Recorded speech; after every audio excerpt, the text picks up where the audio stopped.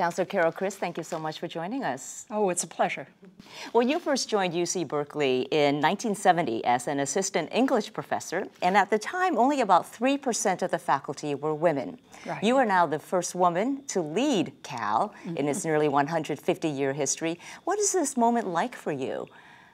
Well, nobody asked Clark Kerr what it was like to be the first male chancellor, and yet people constantly ask me, what is it like to be the first woman chancellor?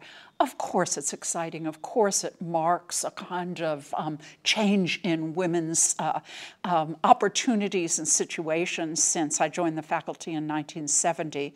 But I think that if you think of yourself in just a gendered way in a leadership role, that diminishes your sense of that, of all the ways in which you lead. As Chancellor, what are your biggest goals for UC Berkeley? First, I want to rebuild community.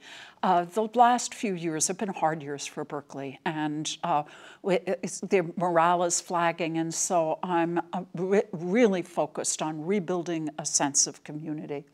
Secondly, I want to enhance the undergraduate experience. A big piece of enhancing the undergraduate experience is developing more housing. In addition, our students, faculty, and staff can and should be more diverse than they are. And we are no longer as generously funded by the state as we once were. And so we need to develop a new model that's more dependent on diverse revenue sources. Part of the student experience is, of course, tuition for many students. And UC is set to increase its tuition for the first time in 6 years. What impact will that have at Cal? Half of our students will not pay that tuition increase because they receive financial aid. I believe that we need a steady policy for very low tuition increases so we don't have the kind of situation that's unfortunately characterized the University of California for a number of years of no tuition increases for a number of years and then a spike in tuition. I myself believe it's appropriate for students whose families can afford to pay tuition to pay modest tuition. There has been much talk about free speech here at UC Berkeley. And given what happened with the Milo Yiannopoulos appearance, the Ann Coulter appearance, and how much controversy and how much bitterness there was, how would you handle similar situations in the future? So first, what I'm going to do is have many conversations as a campus about free speech and about community. Then I hope we can model a kind of robust debate between people of sharply divergent views that we've unfortunately lost in our democracy, so that people can understand what civil discourse is like between people who disagree. I believe that Berkeley should be able to host people of very conservative views. Indeed, Berkeley does host many of those people, though perhaps not of the controversial profile of either Milo Yiannopoulos or Ann Coulter. Do you think the university mishandled those earlier situations with Milo Yiannopoulos and Ann Coulter?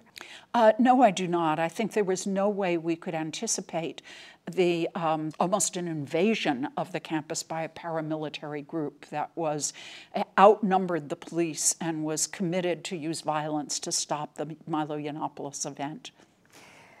These paramilitary groups, though, show no sign of letting up if this situation were to happen again in the future. So how would you address that? I hope that we will be able to create such a strong consensus in the Berkeley community that this is our campus and we do not want violence on our campus, that will be a countervailing force. We've also learned a lot about how to use the police in relationship to such an event.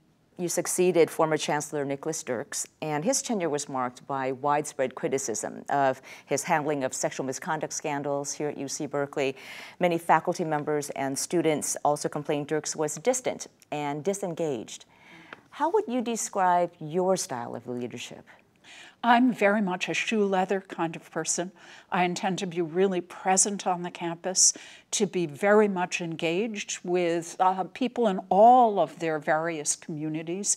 I think that the campus community needs a lot of healing, and in part the Chancellor does that by her presence. Well, Chancellor Carol Christ, we wish you all the best.